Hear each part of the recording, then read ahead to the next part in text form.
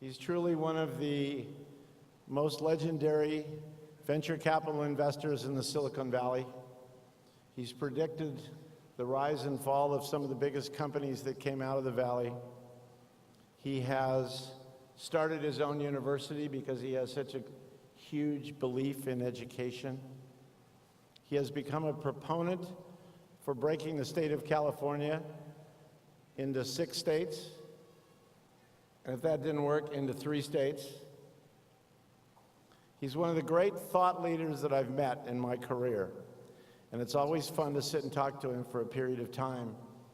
We were on a trip to Myanmar last January, and I told Tim I didn't really understand well ICOs and Bitcoin.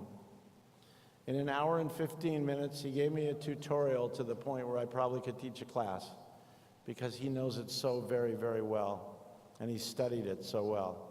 So he's a student, he's an investor, he's an educator. But I think he's also 3 things more importantly than that. And I've seen all 3 in action. Number 1, he's an absolutely devoted and wonderful husband to his wife, Melissa, who is his great partner. He is a terrific partner to her. He's a great dad. He has 4 children, all 4 of whom he called when we were in a hot air balloon over Myanmar. He called all 4 of them and FaceTimed them, said, "Guess where I am?" "Dad, why are you waking me up?" "Where are you, Dad, that you're calling at this hour in the morning?" But he made sure he called all 4 of them. And number 3, he's a very good friend. And when I asked him if he would do this today, I almost didn't get the words out of my mouth before he said, "I'd love to." And about 10 minutes later, he came back to me and said, "I'm already thinking about what I'm going to say. I got some ideas." So he's been thinking about this since January. That might mean it's going to be 3 hours long. We'll see what happens. Our commencement speaker, who has an undergraduate degree from Stanford University in electrical engineering, he has an MBA from the Harvard Business School, and he's a very dear friend, Tim Draper.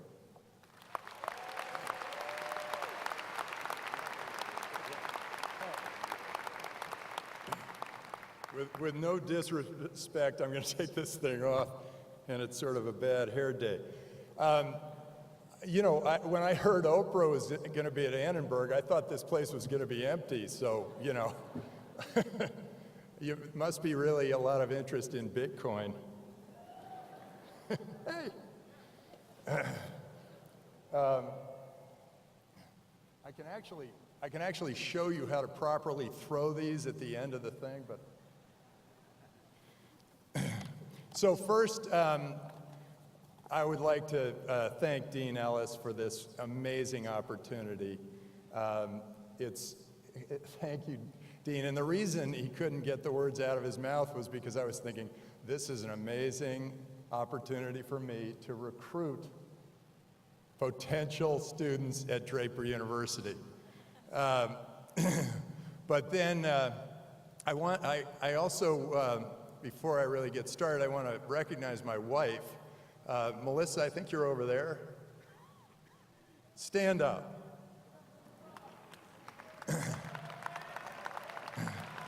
So a couple of days ago, you know, I had lots of good ideas. A couple of days ago, I had Melissa take a look at it, and she said, "This is horrible." And she went through and she cut out the part where I said, "I'm thinking of, you know, I love Dean Ellis so much. My daughter went to USC and she loved it.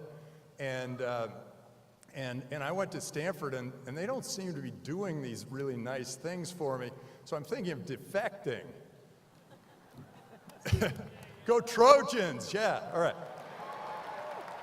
So, and then she took that part out. And then there was another part she took out, and I'm sure that'll come sometime in my talk.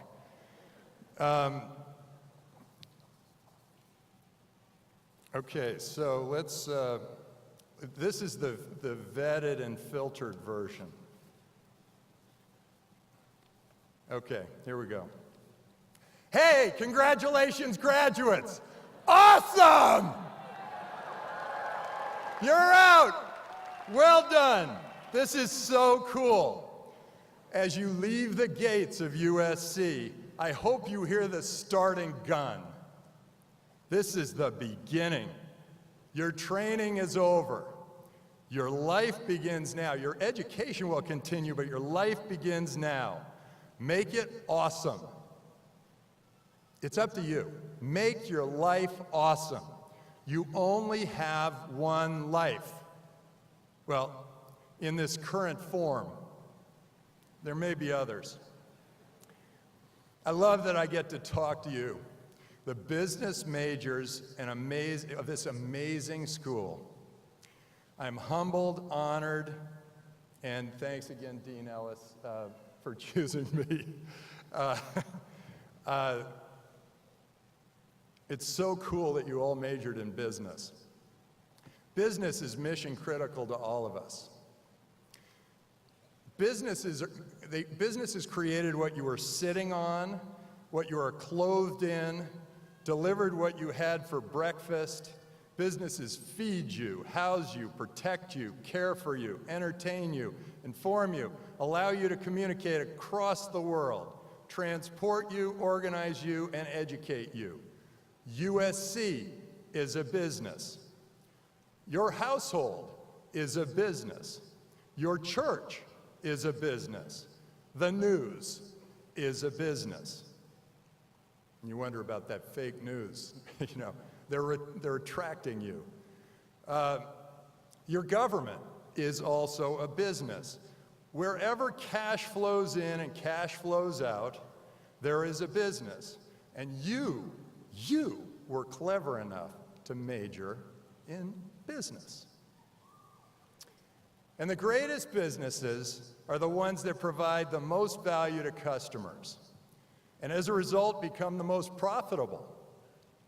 So when you make a profit, be proud, knowing that you are doing a good job providing a needed service.